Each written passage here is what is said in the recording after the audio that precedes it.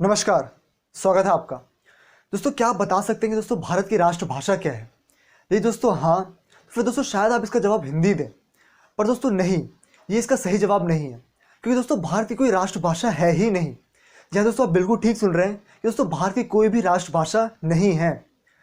पर दोस्तों इसकी जगह जो है भारत की राजभाषाएं हैं बहुत सारी। जो दोस्तों आप अक्सर सुनते होंगे कि दोस्तों भारत की 22 राजभाषाएं। तो दोस्तों आज मैं जो है आज की इस वीडियो में जो है आपको यही जो है राष्ट्रभाषा और दोस्तों राजभाषा में जो है अंतर समझाने जा रहा हूँ। फिर दोस्तों साथ ही दोस्तों आपको मैं यही बताऊंगा कि आखिरकार जो है भारत की कोई भी राष्ट्रभाषा क्यों नहीं है, और फिर दोस्तों क्यों अक्सर लोग जो हैं भारत की जो है हिंदी भाषा को जो है राष्ट्रभाषा बता देते हैं। फिर आइए दोस्तों शुरू करते हैं दोस्तों आज के इस वीडियो से। अब दोस्तों शुरू करने से पहले दोस्तों आपको ये बताता चलूँगी दोस्तों आखिरकार कौन कौन से ऐसे कानून हैं जो भारत के अंदर राजभाषाओं को निर्धारित करती हैं, या फिर जो बताती हैं कि जो है भारत में जो है ये राजभाषाएं हैं, और जो है इन्हीं भाषाओं से जो है भारत की सरकार और जितनी भी राज्य सरकार और जितने भी सरकारी काम है वो इसी भाषा के माध्यम से होगा। अब दोस्तों सबसे बड़ा जो कानून दोस्तों भारत में आता है इन भाषाओं को लेकर, तो वो तो है दोस्तों भारत का संविधान खुद ही।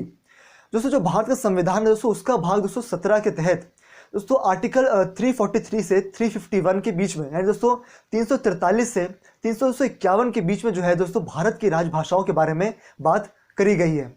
और दोस्तों फिर दूसरा एक जो कानून दोस्तों वो है एक ऑफिशियल लैंग्वेजेस एक्ट ऑफ 1963, फिर जिसको जो दोस्तों आगे जो है 1967 में अमेंडमेंट भी उसमें दोस्तों लाए गए थे। दोस्तों ये कुछ दोस्तों कानून है जिसके हिसाब से जो है भारत के अंदर जो है सो राजभाषा निर्धारित करी गई। अब आइए अब दोस्तों समझते हैं कि दोस्तों फिर राजभाषा क्या होती है। अब दोस्तों राजभाषा का दोस्तों अर्थ होता है दोस्तों वह भाषा जिस भाषा के माध्यम से जो है सरकार अपने जनता के साथ दोस्तों कम्युनिकेट करती है, तो फिर उसी भाषा को दोस्तों राजभाषा कहा जाता है। क्योंकि दोस्तों इसके नाम से दोस्तों स्पष्ट है कि दोस्तों राजभाषा यानी जो राज कर रहा है वो जिस भाषा में अपनी जनता के साथ दोस्तों कम्युनिकेट कर रहा है, तो उसे दोस्तों आप राजभाषा कह सकते हैं।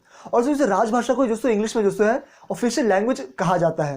दोस्तों फिर ये तो समझ लेंगे दोस्तों हमने कि राजभाषा का अर्थ क्या होता है। फिर दोस्तों आप समझते हैं कि दोस्तों फिर अब राष्ट्रभाषा क्या होती है। अब दोस्तों राष्ट्रभाषा दोस्तों वह भाषा होती है जो दोस्तों एक राष्ट्र के दोस्तों संस्कृति और सभ्यता के दोस्तों क्या कहते हैं एक प्रतीक हो, कि दोस्तों तभी जो है दोस्तों उसे जो है राष्ट्रभाषा कहा जाता है। यानी कि एक राष्ट्रीय भाषा, यानी कि पूरे जितना भी जनमानस उस राष्ट्र में जो रह रहा है उसकी दोस्तों संस्कृति और सभ्यता का दोस्तों एक प्रतीक माना जाता है भाषा। फिर तभी जो इसको राष्ट्रभाषा कहा जाता है, तभी जो है कि तो जब सब लोग दोस्तों क्या कहते हैं एक साथ जब मिलते हैं दोस्तों तभी जाके जो है एक देश दोस्तों एक नेशन बनता है, यानी दोस्तों एक कंट्री जो है नेशन बनता है, यानी दोस्तों एक देश एक राष्ट्र बनता है। फिर दोस्तों फिर इसी तरह की भाषा को जो है दोस्तों राष्ट्रभाषा कहा जाता है। यानी कि दोस्तों इसका मतलब यह है कि वो अगर कोई एक राष्ट्रभाषा है तो उसका मतलब यह है कि दोस्तों वह भाषा जो है उस जगह की दोस्तों संस्कृति और सभ्यता को दोस्तों दर्शाती है। फिर तभी जाकर दोस्तों फिर एक भाषा को जो है राष्ट्रभाषा कहा जाता है।